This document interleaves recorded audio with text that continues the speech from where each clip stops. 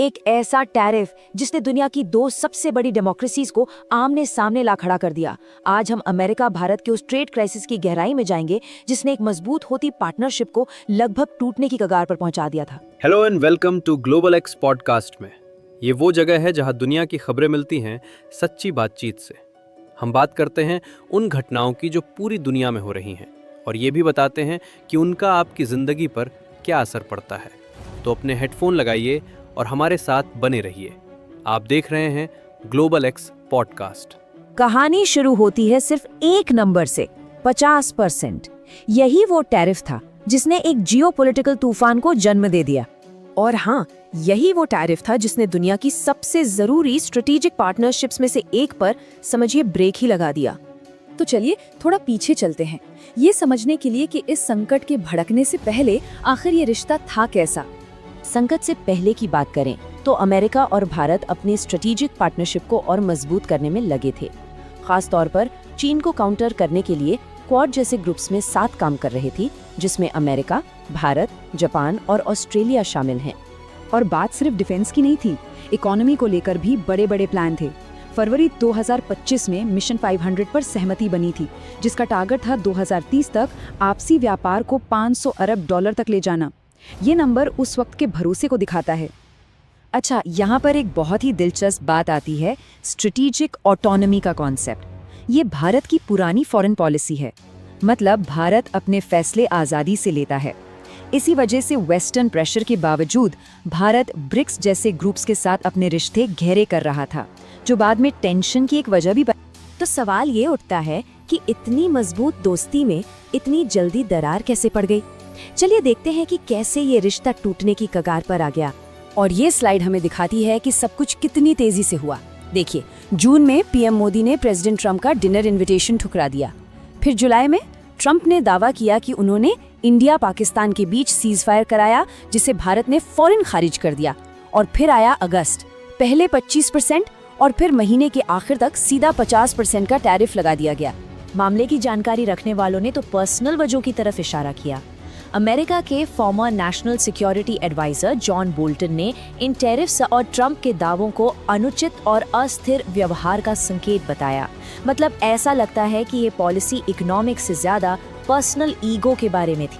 और इस पूरे तनाव के केंद्र में था रूस से तेल खरीदने का मुद्दा। भारत का कहना था कि भाई 140 करोड़ लोगों के लिए सस्ती एनर्जी जरूरी है, और उसने अमेरिका और यूरोप पर डबल स्टैंडर्ड्स का आरोप लगाया, जो खुद रूस से यूरेनियम और फर्टिलाइजर जैसी चीजें खरीद रहे थे। वहीं अमेरिका का कहना था कि 50% टैरिफ भारत के रूसी तेल इंपोर्ट जारी रखने की सजा है। अब देखिए, जैसे ही ये 50% का टैरिफ लगा, इसका असर फौरन और बहुत बुरा हुआ। भारतीय इकोनॉमी में तो जैसे भूचाल आ गया। आप इस एक नंबर से अंदाजा लगा सकते हैं कि दांव पर क्या लगा था। $8.5 बिलियन, इतना बड़ा था दोनों देशों का सालाना व्यापार, जो अब इस झगड़े की वजह से खतरे में पड़ चुका था। खासकर जो लेबर इंटेंसिव सेक्टर थे, जैसे कि कपड़ा उद्योग, उन पर बहुत बुरी मार पड़ी। अनुमान लगाया गया कि फाइनेंशियल ईयर 2026 में 6 से 9% तक की भारी गिरावट आ सकती है। क्रेडिट रेटिंग एजेंसियों ने भी फौरन खतरे की घंटी बजा दी। ICRA की एक रिपोर्ट ने साफ कहा कि नए ऑर्डर्स पर असर पड़ेगा और मार्जिन पर दबाव बनना तय है, जिससे कई इंडस्ट्रीज का आउटलुक ही नेगेटिव हो गया।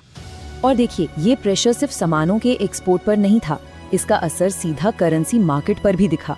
टैरिफ की चिंताओं और विदेशी निवेश के बाहर जाने से भारतीय रुपया डॉलर के मुकाबले कमजोर होकर 90.175 पर आ गया। ये दिखाता है कि इन्वेस्टर्स का कॉन्फिडेंस कितना हिल गया था। तो ये सिर्फ एक ट्रेड वॉर नहीं थी, इसका असर ग्लोबल पॉलिटिक्स और डिप्लोमेसी पर भी बहुत गहरा हुआ। फरीद ज़कारिया जैसे बड़े एनालिस्ट ने तो इसे एक बहुत बड़ी स्ट्रेटेजिक गलती बताया। उनका कहना था कि इस एक कदम ने दशकों की मेहनत पर पानी फेर दिया और भारत को रूस और चीन के और करीब धकेलने का खतरा पैदा कर दिया। और इसकी आलोचना सिर्फ बाहर से नहीं, बल्कि अमेरिका के अंदर से भी हो रही थी। निक्की हेली ने इसे एक बड़ी स्ट्रेटेजिक तबाही बताया। वहीं अमेरिकी डेमोक्रेट्स ने सवाल उठाया कि चीन जैसे बड़े खरीदार को छोड़कर भारत को निशाना क्यों बनाया जा रहा है। जर्मनी और ऑस्ट्रेलिया जैसे देशों ने भी फ्री ट्रेड का समर्थन किया। इस पूरे संकट का असर स्ट्रैटेजिक कोऑपरेशन पर भी पड़ा। क्वाड लीडर्स की समिट टल गई और इंडो पैसिफिक में मिलकर काम करने की कोशिशों को भी झटका लगा। इससे एक ऐसा वैक्यूम बना जिसका फायदा दूसरे देश उठा सकते थे। तो आखिर में सवाल यही बचता है, क्या ये बस कुछ नेताओं की पर्सनल केमिस्ट्री बिगड़ने से हुआ एक टेम्पररी संकट था, या फिर इसने ग्लोबल पावर इक्वेशंस को हमेशा के लिए बदल दिया है? इसका जवाब ही इस पार्टनरशिप और दुनिया के बदलते जियोपॉलिटिकल नक्शे का भविष्य तय करेगा।